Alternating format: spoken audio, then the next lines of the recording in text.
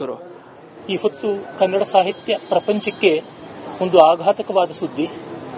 ನವರಾತ್ರ ಪರ್ವ ನಮಗೆ ಕಾಳರಾತ್ರಿ ಆಗಿದೆ. ನಮ್ಮೆಲ್ಲರಿಗೂ ಆದರಣೀಯರಾದ ಕಾದಂಬರಿ ಸಾರ್ವಭೌಮ ಡಾಕ್ಟರ್ ಎಸ್.ಎಲ್. ಭೈರಪ್ಪನವರು ಭೌತಿಕವಾಗಿ ಇಲ್ಲವಾಗಿದ್ದಾರೆ. ಅವರ ವ್ಯಕ್ತಿತ್ವ, ಅದಕ್ಕೂ ಮಿಗಿಲಾಗಿ ಅವರ ಕೃತಿತ್ವ ಶಾಶ್ವತವಾಗಿ ನಿಲ್ಲುವಂಥದ್ದು. ಸುಮಾರು 60 ವರ್ಷಗಳ ಸತತವಾಗಿ ಸಾರಸ್ವತ ಪ್ರಪಂಚವನ್ನ ಅವರು ಉದ್ಧರಿಸ್ತಾ ಬಂದರು.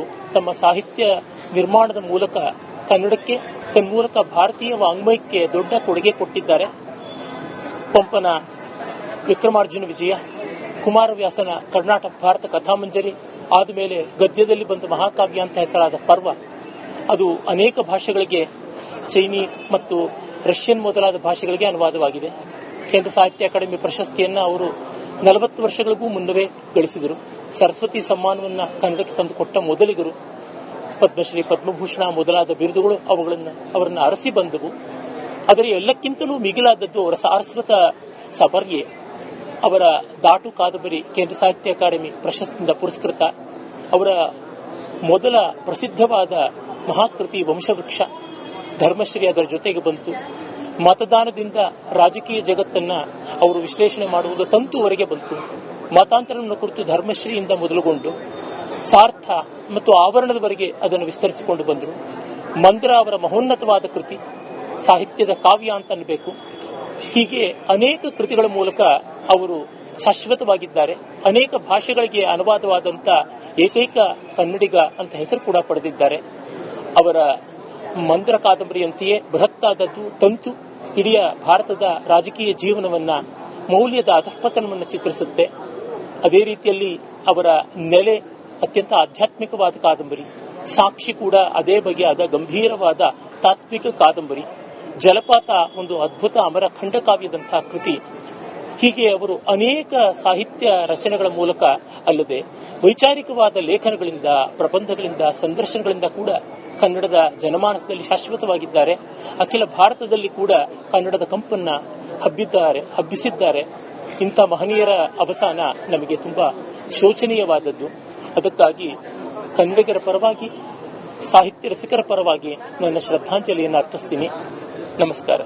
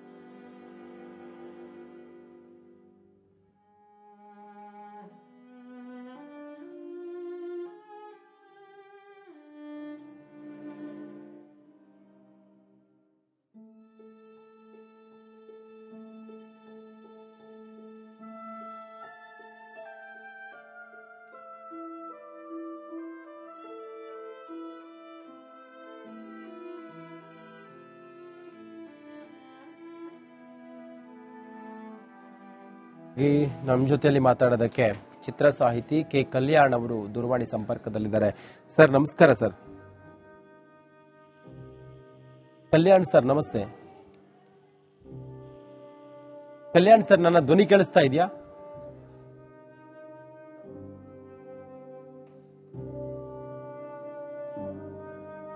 ಬಹುಶಃ ಕಾಲ್ ಡಿಸ್ಕನೆಕ್ಟ್ ಆಗಿದೆ. ಮತ್ತೆ ಸಂಪರ್ಕ ಮಾಡೋಣ ಅವರನ್ನ.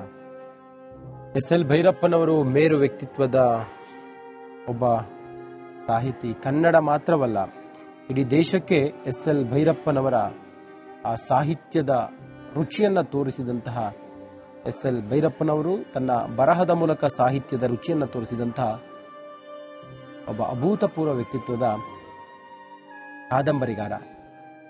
ಅವರ 10 ಕಾದಂಬರಿಗಳು ಬೇರೆ ಬೇರೆ ಭಾಷೆಗಳಲ್ಲಿ ಅನುವಾದವಾಗಿದ್ದವು. ಎಸ್.ಎಲ್. ಭೈರಪ್ಪ ಅವರ ಈ ಅಭೂತಪೂರ್ವ ಸಾಧನೆಗೆ ಪದ್ಮಶ್ರೀ ಪ್ರಶಸ್ತಿಯು ಕೂಡ ಅವರನ್ನ ಒಲಿದು ಬಂದಿದೆ. ಪಂಪಶ್ರೀ ಪ್ರಶಸ್ತಿಯೂ ಕೂಡ ಭೈರಪ್ಪನವರ ಮೂಡಿಗೆ ಸಂದಿದೆ. ಹಿರಿಯ ಸಾಹಿತಿ ಎಸ್.ಎಲ್. ಭೈರಪ್ಪನವರು ಅನಾರೋಗ್ಯದಿಂದ ನಿಧನರಾಗಿದ್ದಾರೆ. ಸತ್ಯಕರ ಜೊತೆಗೆ ಮಾತಾಡೋದಕ್ಕೆ ಅವರ ಹಿತೈಷಿಗಳು ಮಾತಾಡ್ತಾ ಹೋಗ್ತೀನಿ ಸರ್. ಬಹಳ ಪ್ರಮುಖವಾಗಿ ಎಸ್.ಎಲ್. ಭೈರಪ್ಪನವರು ಬಹಳ ಹತ್ತಿರದಲ್ಲಿ ಗಮನಿಸಿದ್ದಾರೆ ಸರ್. ಅವರ ಒಡನಾಟದ ಬಗ್ಗೆ ನೆನೆಸ್ಕೊಳ್ಳೋದಾನೆ ಸರ್. ಅವರು ನಮ್ಮ ಹೊಯ್ಸಳ ಕನ್ನಡ ಸಂಘದ ಧರ್ಮದರ್ಶಿಗಳು. ನಾನು ಹೊಯ್ಸಳ ಕನ್ನಡ ಸಂಘದ ಹಾಲಿ ಅಧ್ಯಕ್ಷ. ಅವರು ನಮ್ಮ ಸಂಘದಲ್ಲಿ ಒಳ್ಳೆ ಹೆಸರು ತಗೊಂಡು ಆಯ್ತಾ ಈ ಉನ್ನತ ಮಟ್ಟಕ್ಕೆ ಬಂದಿದ್ದಾರೆ. ಆಯ್ತಾ ಬನ್ನಿ, ನಮ್ಮ ಇವರೆಲ್ಲ ಹೊಯ್ಸಳ ಕನ್ನಡ ಸಂಘದ ನಿರ್ದೇಶಕರು ಆಯ್ತಾ, ಇವರೆಲ್ಲ ಬಂದಿದ್ದಾರೆ. ಆಯ್ತಾ, ನಮ್ಗೆ ಏನಂತ ರೋಗಿ ಅವರ ಇವತ್ತು ತಿಳಿದ ಕೂಡಲೇ ನಮ್ಗೆ ತುಂಬಾ ಬೇಜಾರಾಯ್ತು. ಆಯ್ತಾ, ಇವರು ಒಂದು 6 ತಿಂಗಳಿಂದ ಇಲ್ಲಿದ್ರು 6 ತಿಂಗಳು ಬೆಂಗಳೂರಿಗೆ ಹೋಗಿ ಶಿಫ್ಟ್ ಆಗಿದ್ದಾರೆ ಅವರು. ಅದರಿಂದ ನಮ್ಗೀಗ ಒಂದು ದೊಡ್ಡ ಆಸ್ತಿ ಕಳ್ಕೊಂಡಂಗೆ ಆಗಿದೆ ನಮ್ಮ ಸಂಘ. ಆಯ್ತಾ, ಅವ್ರದ್ದು ಕೊಡುಗೆ ತುಂಬಾ ಅಪಾರ, ಸಂಘಕ್ಕೆ ಮತ್ತೆ ದೇಶಕ್ಕೆ ತುಂಬಾ ಅಪಾರ. ಯಾವತ್ತು ಇತ್ತೀಚೆಗೆ ಭೇಟಿಯಾಗಿದ್ರೆ ಹೇಗೆ ಸರ್? ಒಂದು 6 ತಿಂಗಳಿಂದ ನಾನು ಅವ್ರನ್ನ ಭೇಟಿ ಮಾಡಿದ್ದೆ. ಆಯ್ತಾ, ಅವರು ಸ್ವಲ್ಪ ವಯೋಸಹಜದಿಂದ ಮಾತು. ಚಿತ್ರ ಸಾಹಿತಿ ಕೆ ಕಲ್ಯಾಣ್ ಅವರು ಈಗ ದೂರವಾಣಿ ಸಂಪರ್ಕದಲ್ಲಿದ್ದರು. ಈ ಹೊತ್ತು ಕನ್ನಡ ಸಾಹಿತ್ಯ ಪ್ರಪಂಚಕ್ಕೆ ಒಂದು ಆಘಾತಕವಾದ ಸುದ್ದಿ. ನವರಾತ್ರ ಪರ್ವ ನಮಗೆ ಕಾಳರಾತ್ರಿ ಆಗಿದೆ. ನಮ್ಮೆಲ್ಲರಿಗೂ ಆದರಣೀಯರಾದ ಕಾದಂಬರಿ ಸಾರ್ವಭೌಮ ಡಾಕ್ಟರ್ ಎಸ್.ಎಲ್. ಭೈರಪ್ಪನವರು ಭೌತಿಕವಾಗಿ ಇಲ್ಲವಾಗಿದ್ದಾರೆ. ಅವರ ವ್ಯಕ್ತಿತ್ವ, ಅದಕ್ಕೂ ಮಿಗಿಲಾಗಿ ಅವರ ಕೃತಿತ್ವ ಶಾಶ್ವತವಾಗಿ ನಿಲ್ಲುವಂಥದ್ದು. ಸುಮಾರು 60 ವರ್ಷಗಳ ಸತತವಾಗಿ ಸಾರಸ್ವತ ಪ್ರಪಂಚವನ್ನ ಅವರು ಉದ್ಧರಿಸ್ತಾ ಬಂದರು. ತಮ್ಮ ಸಾಹಿತ್ಯ ನಿರ್ಮಾಣದ ಮೂಲಕ ಕನ್ನಡಕ್ಕೆ, ತನ್ಮೂಲಕ ಭಾರತೀಯ ವಾಂಗ್ಮಯಕ್ಕೆ ದೊಡ್ಡ ಕೊಡುಗೆ ಕೊಟ್ಟಿದ್ದಾರೆ. ಪಂಪನ ವಿಕ್ರಮಾರ್ಜುನ ವಿಜಯ, ಕುಮಾರವ್ಯಾಸನ ಕರ್ನಾಟಕ ಭಾರತ ಕಥಾಮಂಜರಿ, ಆದಮೇಲೆ ಗದ್ಯದಲ್ಲಿ ಬಂದ ಮಹಾಕಾವ್ಯ ಅಂತ ಹೆಸರಾದ ಪರ್ವ, ಅದು ಅನೇಕ ಭಾಷೆಗಳಿಗೆ, ಚೈನಿ ಮತ್ತು ರಷ್ಯನ್ ಮೊದಲಾದ ಭಾಷೆಗಳಿಗೆ ಅನುವಾದವಾಗಿದೆ. ಕೇಂದ್ರ ಸಾಹಿತ್ಯ ಅಕಾಡೆಮಿ ಪ್ರಶಸ್ತಿಯನ್ನ ಅವರು 40 ವರ್ಷಗಳಿಗೂ ಮುನ್ನವೇ ಗಳಿಸಿದರು. ಸರಸ್ವತಿ ಸಮ್ಮಾನವನ್ನ ಕನ್ನಡಕ್ಕೆ ತಂದುಕೊಟ್ಟ ಮೊದಲಿಗರು. ಪದ್ಮಶ್ರೀ, ಪದ್ಮಭೂಷಣ ಮೊದಲಾದ ಬಿರುದುಗಳು ಅವರನ್ನು ಅರಸಿ ಬಂದವು. ಆದರೆ ಎಲ್ಲಕ್ಕಿಂತಲೂ ಮಿಗಿಲಾದದ್ದು ಅವರ ಸಾರಸ್ವತ ಸಪರ್ಯೆ. ಅವರ ದಾಟು ಕಾದಂಬರಿ ಕೇಂದ್ರ ಸಾಹಿತ್ಯ ಅಕಾಡೆಮಿ ಪ್ರಶಸ್ತಿಯಿಂದ ಪುರಸ್ಕೃತ. ಅವರ ಮೊದಲ ಪ್ರಸಿದ್ಧವಾದ ಮಹಾಕೃತಿ ವಂಶವೃಕ್ಷ, ಧರ್ಮಶ್ರೀ ಅದರ ಜೊತೆಗೆ ಬಂತು. ಮತದಾನದಿಂದ ರಾಜಕೀಯ ಜಗತ್ತನ್ನ ಅವರು ವಿಶ್ಲೇಷಣೆ ಮಾಡುವುದು ತಂತುವರೆಗೆ ಬಂತು. ಮತಾಂತರವನ್ನು ಕುರಿತು ಧರ್ಮಶ್ರೀಯಿಂದ ಮೊದಲುಗೊಂಡು ಸಾರ್ಥ ಮತ್ತು ಆವರಣದವರೆಗೆ ಅದನ್ನು ವಿಸ್ತರಿಸಿಕೊಂಡು ಬಂದರು. ಮಂದ್ರ ಅವರ ಮಹೋನ್ನತವಾದ ಕೃತಿ, ಸಾಹಿತ್ಯದ ಕಾವ್ಯ ಅಂತ ಅನ್ನಬೇಕು. ಹೀಗೆ ಅನೇಕ ಕೃತಿಗಳ ಮೂಲಕ ಅವರು ಶಾಶ್ವತವಾಗಿದ್ದಾರೆ. ಅನೇಕ ಭಾಷೆಗಳಿಗೆ ಅನುವಾದವಾದಂಥ ಏಕೈಕ ಕನ್ನಡಿಗ ಅಂತ ಹೆಸರು ಕೂಡ ಪಡೆದಿದ್ದಾರೆ. ಅವರ ಮಂದ್ರ ಕಾದಂಬರಿಯಂತೆಯೇ ಬೃಹತ್ತಾದದ್ದು ತಂತು ಇಡೀ ಭಾರತದ ರಾಜಕೀಯ ಜೀವನವನ್ನ, ಮೌಲ್ಯದ ಅಧಃಪತನವನ್ನು ಚಿತ್ರಿಸುತ್ತೆ. ಅದೇ ರೀತಿಯಲ್ಲಿ ಅವರ ನೆಲೆ ಅತ್ಯಂತ ಆಧ್ಯಾತ್ಮಿಕವಾದ ಕಾದಂಬರಿ. ಸಾಕ್ಷಿ ಕೂಡ ಅದೇ ಬಗೆಯಾದ ಗಂಭೀರವಾದ ತಾತ್ವಿಕ ಕಾದಂಬರಿ. ಜಲಪಾತ ಒಂದು ಅದ್ಭುತ ಅಮರ ಖಂಡಕಾವ್ಯದಂತಹ ಕೃತಿ. ಹೀಗೆ ಅವರು ಅನೇಕ ಸಾಹಿತ್ಯ ರಚನೆಗಳ ಮೂಲಕ ಅಲ್ಲದೆ ವೈಚಾರಿಕವಾದ ಲೇಖನಗಳಿಂದ, ಪ್ರಬಂಧಗಳಿಂದ, ಸಂದರ್ಶನಗಳಿಂದ ಕೂಡ ಕನ್ನಡದ ಜನಮಾನಸದಲ್ಲಿ ಶಾಶ್ವತವಾಗಿದ್ದಾರೆ.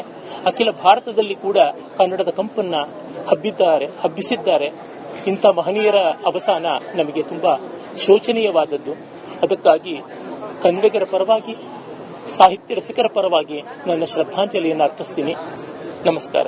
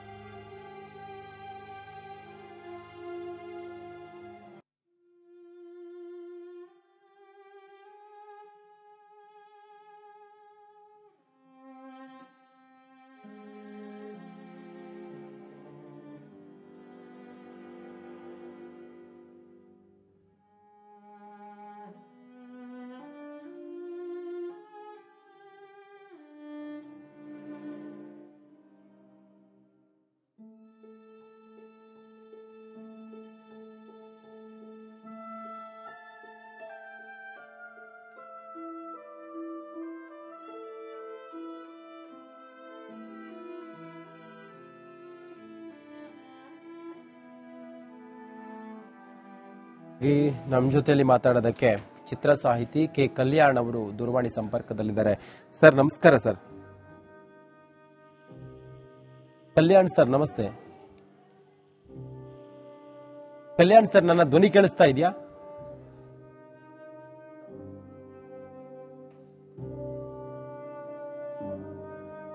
ಬಹುಶಃ ಕಾಲ್ ಡಿಸ್ಕನೆಕ್ಟ್ ಆಗಿದೆ, ಮತ್ತೆ ಸಂಪರ್ಕ ಮಾಡೋಣ ಅವರನ್ನ. ಎಸ್.ಎಲ್. ಭೈರಪ್ಪನವರು ಮೇರು ವ್ಯಕ್ತಿತ್ವದ ಒಬ್ಬ ಸಾಹಿತಿ. ಕನ್ನಡ ಮಾತ್ರವಲ್ಲ, ಇಡೀ ದೇಶಕ್ಕೆ ಎಸ್.ಎಲ್. ಭೈರಪ್ಪನವರ ಆ ಸಾಹಿತ್ಯದ ರುಚಿಯನ್ನ ತೋರಿಸಿದಂತಹ ಎಸ್.ಎಲ್. ಭೈರಪ್ಪನವರು ತನ್ನ ಬರಹದ ಮೂಲಕ ಸಾಹಿತ್ಯದ ರುಚಿಯನ್ನ ತೋರಿಸಿದಂತಹ ಒಬ್ಬ ಅಭೂತಪೂರ್ವ ವ್ಯಕ್ತಿತ್ವದ ಕಾದಂಬರಿಗಾರ. ಅವರ 10 ಕಾದಂಬರಿಗಳು ಬೇರೆ ಬೇರೆ ಭಾಷೆಗಳಲ್ಲಿ ಅನುವಾದವಾಗಿದ್ದವು. ಎಸ್.ಎಲ್. ಭೈರಪ್ಪ ಅವರ ಈ ಅಭೂತಪೂರ್ವ ಸಾಧನೆಗೆ ಪದ್ಮಶ್ರೀ ಪ್ರಶಸ್ತಿಯೂ ಕೂಡ ಅವರನ್ನ ಒಲಿದು ಬಂದಿದೆ. ಪಂಪಶ್ರೀ ಪ್ರಶಸ್ತಿಯೂ ಕೂಡ ಭೈರಪ್ಪನವರ ಮೂಡಿಗೆ ಸಂದಿದೆ. ಹಿರಿಯ ಸಾಹಿತಿ ಎಸ್.ಎಲ್. ಭೈರಪ್ಪನವರು ಅನಾರೋಗ್ಯದಲ್ಲಿ ನಿಧನರಾಗಿದ್ದಾರೆ. ಸದ್ಯಕ್ಕೆ ಜೊತೆಗೆ ಮಾತಾಡೋದಕ್ಕೆ ಅವರ ಹಿತೈಷಿಗಳು ಮಾತಾಡಿಸ್ತಾ ಹೋಗ್ತೀನಿ. ಸರ್, ಬಹಳ ಪ್ರಮುಖವಾಗಿ ಎಸ್.ಎಲ್. ಭೈರಪ್ಪನವರು ಬಹಳ ಹತ್ತಿರದಲ್ಲಿ ಗಮನಿಸಿದ್ದಾರೆ ಸರ್. ಅವರ ಒಡನಾಟದ ಬಗ್ಗೆ ನೆನೆಸ್ಕೊಳ್ಳೋದಾರೆ ಸರ್. ಅವರು ನಮ್ಮ ಹೊಯ್ಸಳ ಕನ್ನಡ ಸಂಘದ ಧರ್ಮದರ್ಶಿಗಳು. ನಾನು ಹೊಯ್ಸಳ ಕನ್ನಡ ಸಂಘದ ಹಾಲಿ ಅಧ್ಯಕ್ಷ. ಅವರು ನಮ್ಮ ಸಂಘದಲ್ಲಿ ಒಳ್ಳೆ ಹೆಸರು ತಗೊಂಡು ಆಯ್ತಾ ಈ ಉನ್ನತ ಮಟ್ಟಕ್ಕೆ ಬಂದಿದ್ದಾರೆ. ಆಯ್ತಾ, ಬನ್ನಿ, ನಮ್ಮ ಇವರೆಲ್ಲ ಹೊಯ್ಸಳ ಕನ್ನಡ ಸಂಘದ ನಿರ್ದೇಶಕರು ಆಯ್ತಾ, ಇವರೆಲ್ಲ ಬಂದಿದ್ದಾರೆ. ಆಯ್ತಾ, ನಮ್ಗೇನಂತ ಹೋಗಿ ಅವರ ಇವತ್ತು ತಿಳಿದ ಕೂಡಲೇ ನಮ್ಗೆ ತುಂಬಾ ಬೇಜಾರಾಯ್ತು. ಆಯ್ತಾ, ಇವರು ಒಂದು 6 ತಿಂಗಳಿಂದ ಇಲ್ಲಿದ್ರು 6 ತಿಂಗಳು ಬೆಂಗಳೂರಿಗೆ ಹೋಗಿ ಶಿಫ್ಟ್ ಆಗಿದ್ದಾರೆ ಅವರು. ಅದರಿಂದ ನಮ್ಗೀಗ ಒಂದು ದೊಡ್ಡ ಆಸ್ತಿ ಕಳ್ಕೊಂಡಂಗೆ ಆಗಿದೆ ನಮ್ಮ ಸಂಘ. ಆಯ್ತಾ, ಅವ್ರದ್ದು ಕೊಡುಗೆ ತುಂಬಾ ಅಪಾರ, ಸಂಘಕ್ಕೆ ಮತ್ತೆ ದೇಶಕ್ಕೆ ತುಂಬಾ ಅಪಾರ. ಯಾವತ್ತು ಇತ್ತೀಚೆಗೆ ಭೇಟಿಯಾಗಿದ್ರೆ ಹೇಗೆ ಸರ್? ಒಂದು 6 ತಿಂಗಳಿಂದ ನಾನು ಅವ್ರನ್ನ ಭೇಟಿ ಮಾಡಿದ್ದೆ. ಆಯ್ತಾ, ಅವರು ಸ್ವಲ್ಪ ವಯೋಸಹದಿಂದ ಮಾತು. ಚಿತ್ರ ಸಾಹಿತಿ ಕೆ ಕಲ್ಯಾಣ್ ಅವರು ಈಗ ದೂರವಾಣಿ ಸಂಪರ್ಕದಲ್ಲಿದ್ದಾರೆ. ಓದಿ ವಿದ್ಯಾರ್ಥಿ